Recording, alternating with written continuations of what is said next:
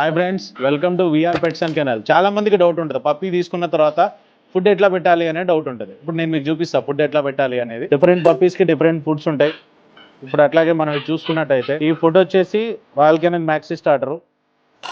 Depends, మనము అది తినే క్వాంటిటీని బట్టి వేసుకోవాలి.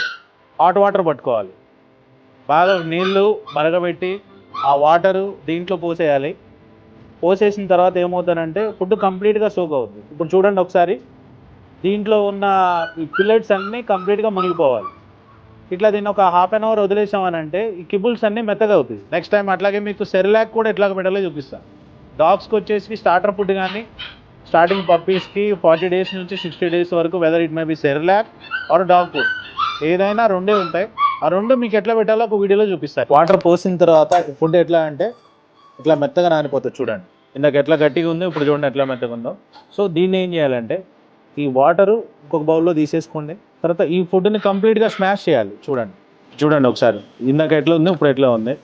ఇది మొత్తం స్మాష్ చేసాం కదా. స్మాష్ చేసిన తర్వాత దీంట్లో మనం ఏం చేయాలంటే ఇందాక తీసేసిన వాటర్ ఉంది చూసారా, ఈ వాటర్ మళ్ళీ కొంచెం యాడ్ చేసుకోవాలి.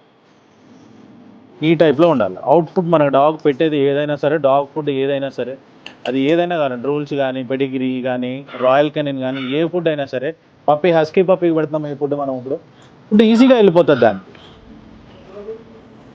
మొత్తం తినేసి